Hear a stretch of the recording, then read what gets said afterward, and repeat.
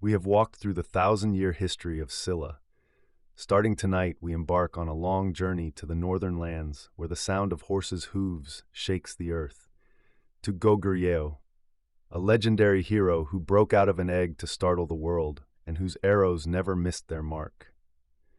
The protagonist of a mystical tale where fish and turtles formed a bridge to help him cross the river.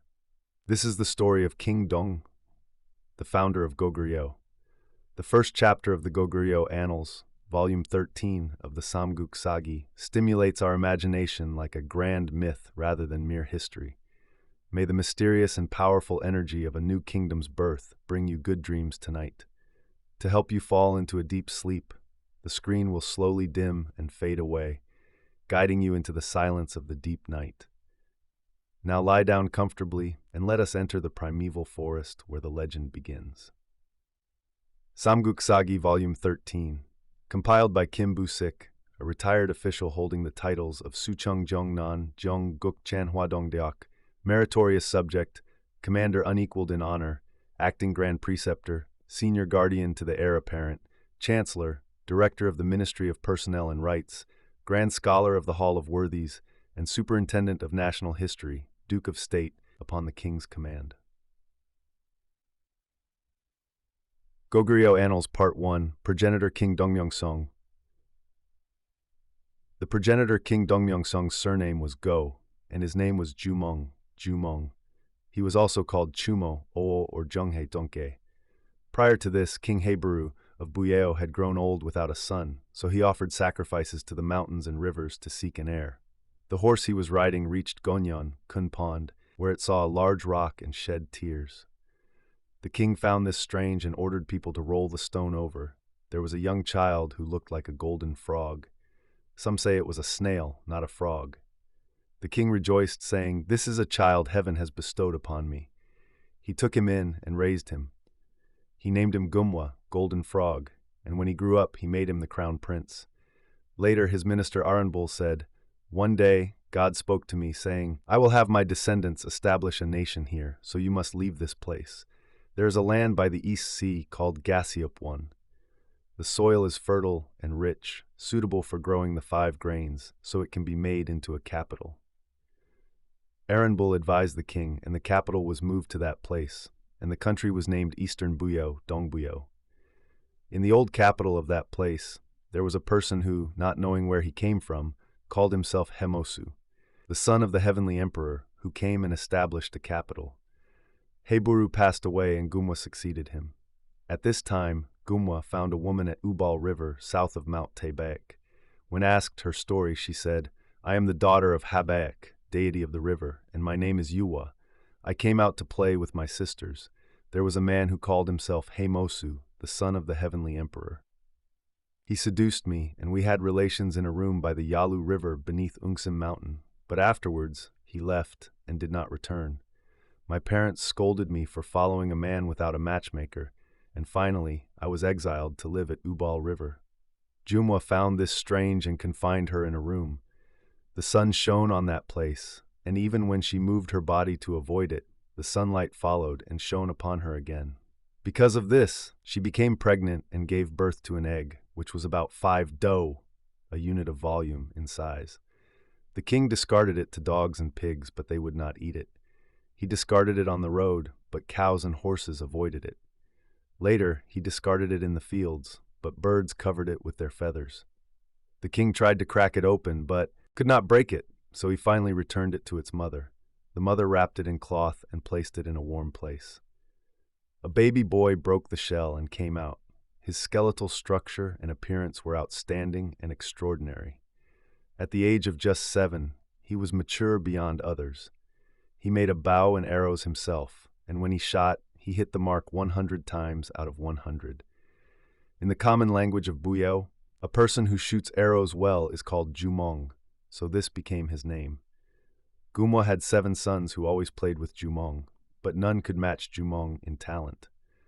The eldest son, Daeso, spoke to the king, saying, "Jumong was not born of a human, and his character is brave.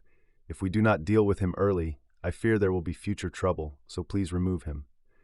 However, the king did not listen and had him raise horses. Jumong recognized a fine horse and fed it less to make it lean, while he fed the dull and slow horses well to make them fat. The king rode the fat one himself and gave the lean one to Jumong. Afterwards, they went hunting in the fields.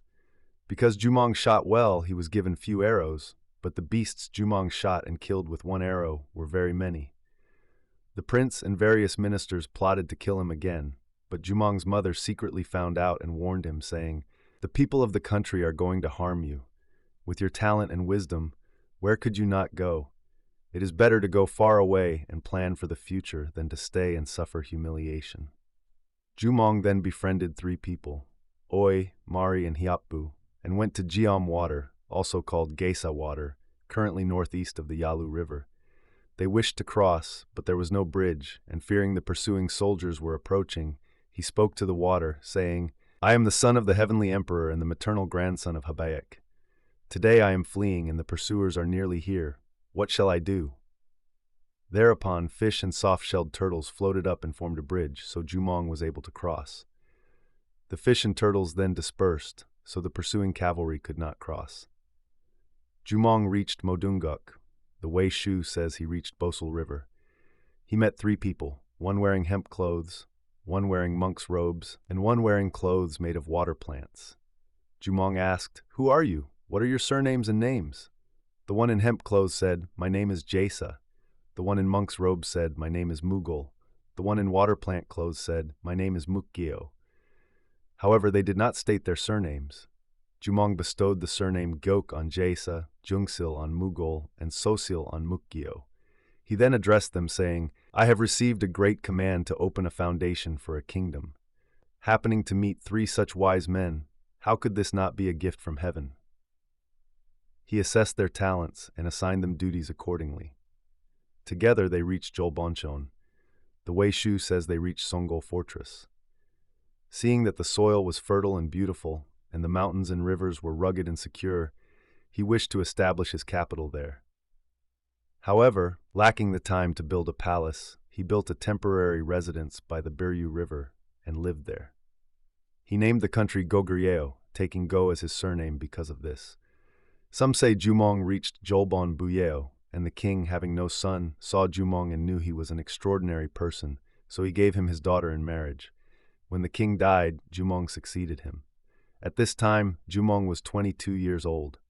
It was the 2nd year of the Jianzhao era of Emperor Yuan of Han, the Gaptian year, the 21st year of progenitor Hyok-geose of Silla, 37 BC. Many people heard of this from all directions and came to follow him. The land bordered the Malgal tribes, and fearing they might invade and cause harm, he finally repelled them. The Malgal were afraid and submitted, not daring to offend him again. The king saw Vegeta, Blaze, and leaves floating down the Biryu River and knew there were people living upstream. He went hunting and found them, reaching the state of Biryu. Its king, Songyang, came out, saw him, and said, "I live in a remote corner of the sea and have never seen a noble man. Meeting you today, by chance, is this not fortunate? However, I do not know where you, my son, come from." Answered, "I am the son of the heavenly emperor and have come to establish a capital at a certain place." Songyang said, "I have been king for generations. The land is small and cannot accommodate 2 masters. You have established your capital only recently, so how about becoming my vassal?" The king became angry at these words and argued with him. They also compared their skills by shooting arrows, and Songyang was unable to resist. Summer, 6th month. Songyang came and surrendered with his country. The land was made into Damol capital, and Songyang was Infiaft as its lord. In the language of Goguryeo, recovering old territory is called Damol, hence it was named so. Year 3, 35 BC, spring, 3rd month. A yellow dragon appeared at Goryong. Autumn, 7th month. Auspicious clouds appeared on the south side of Goryong. Their color was blue and red. Year 4, summer, 4th month. Clouds and fog rose on all 4 sides, and people could not distinguish colors for 7 days. Autumn, 7th month. City walls and palaces were constructed. Year 6, 32 BC. Autumn, 8th month. Divine sparrows gathered in the palace courtyard. Winter, 10th month. The king ordered Oi and Bubuno to attack the Hengin state southeast of Mount Taibek, took the land, and made it into a city. Year 11, 27 BC, autumn 9th month. Luan birds gathered at the royal terrace, winter 11th month. The king ordered Buiyom to attack northern Okjeo and destroyed it. The land was made into a city. Year 14, 24 BC, autumn 8th month. The king's mother, Yuwa, passed away in eastern Buyeo. Its king, Gomwa, buried her with the rights of a queen dowager and subsequently established a divine shrine. King Dongmyeong sent an envoy to Buyeo to offer local products to repay his Gomwa's virtue. Year 19, summer 4th month.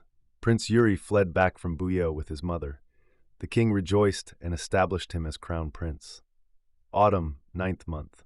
The king passed away. He was 40 years old. He was buried at Yongsan and given the title King Dongmyeongseong. King Yuri. King Yuri.